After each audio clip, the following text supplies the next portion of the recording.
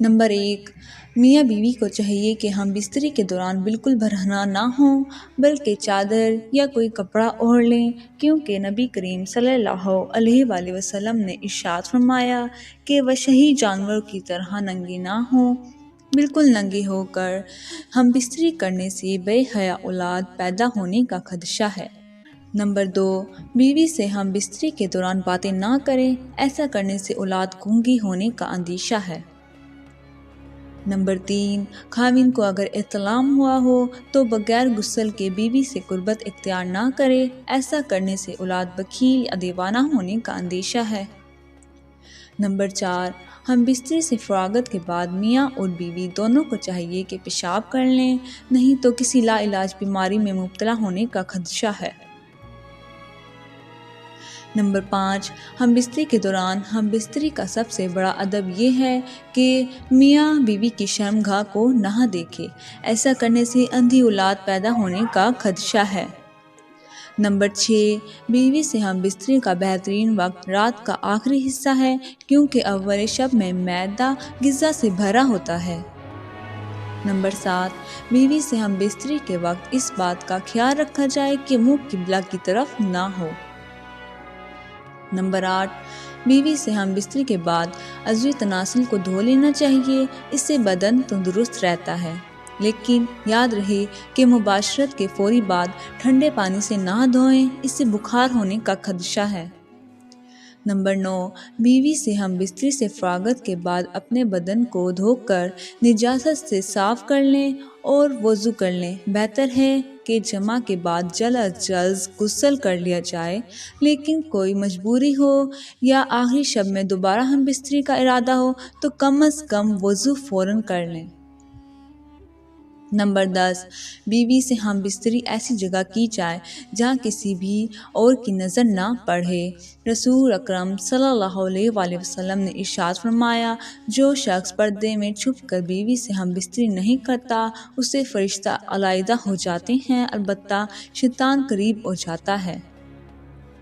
Number 11، بیوی سے ہم بستری کرنے سے پہلے چھیڑ چھاڑ بوس و کنار مستحب ہے، اس لیے کہ اگر عورت کی خواہش پوری نہ ہو سکے تو اسے رنج ہوتا ہے اور عورت اپنے خاوند سے نفرت کرنے لگتی ہے۔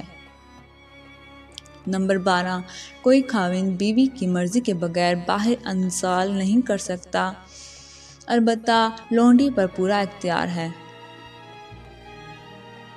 نمبر 13، حیض و نفاس کے ایام میں بیوی سے ہم بستری کرنا حرام ہے، اگر کوئی کر بیٹھے تو خوب توبہ کرنا واجب ہے۔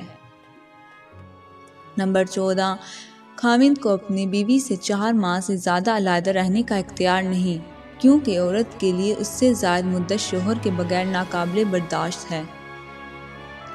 نمبر 15، اگر کسی شخص کی خوبصورت غیر عورت پر نظر پڑ جائے اور وہ اسے اچھی معلوم ہو تو اسے چاہیے کہ گھر آ کر اپنی بیوی سے جمع کرے تاکہ جوش و شہوت ختم ہو جائے اور غیر عورت کی خواہش نہ رہے۔ اگر کوئی مرد شادی شدہ نہیں یا اس کے پاس بیوی نہیں اور شہوت غالب آ جائے تو اللہ تعالیٰ سے پناہ مانگے کہ اے میرے مالک، مجھے اس گناہ سے بچا اور شیطان سے جو عورت کی صورت میں میرے سامنے آتا ہے۔ نمبر 16، کسی مرد اور عورت کے لیے جائز نہیں کہ راز کی جو باتیں مرد اور عورت کے درمیان ہوئی ہوں وہ ان کا اظہار غیروں پر کرے، کیونکہ رسول پاک صلی اللہ علیہ وآلہ وسلم نے فرمایا کہ ایسی باتیں کرنے والا یا کرنے والی کی مثال ایسے ہے کہ جیسے ایک شیطان دوسرے شیطان سے راستے میں ملا اور اپنی حاجت پوری کر کے چلا جاتا ہے، حالانکہ آدمی اس کو دیکھ رہے ہوتے ہیں۔ نمبر 17، خاوند اگر بیوی کو ہم بستری کے لیے بلائے تو اسے فوراً جانا چاہیے، خواہ وہ تنور پر ہی کیوں نہ ہو، کیونکہ حدیث پاک میں ہے جس کا مفہوم ہے کہ اگر کوئی مرد اپنی بیوی کو ہم بستری کے لیے بلائے اور وہ حاضر نہ ہو تو فرشتے صبح تک اس عورت پر لعنت بھیجتے ہیں۔ نمبر 18، بیوی سے ہم بستری کرنے کی درست جگہ فرج ہے۔ میاں بیوی جو بھی طریقہ اختیار کرنا چاہیں شریعت میں جائز ہے۔ نمبر 19، اسلام ہر کام میں اعتدال کو پسند کرتا ہے۔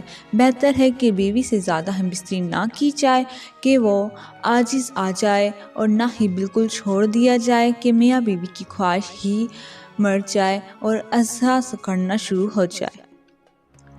نمبر 20، بیوی سے ہم بستری کرنے کا سب سے بڑا اور اہم ادب یہ ہے کہ جب تک دونوں کو چین و اطمینان نہ آ جائے، الگ نہ ہو۔ بیوی کے فارغ ہونے سے پہلے الگ ہو جانا مضر صحت کا باعث بن سکتا ہے۔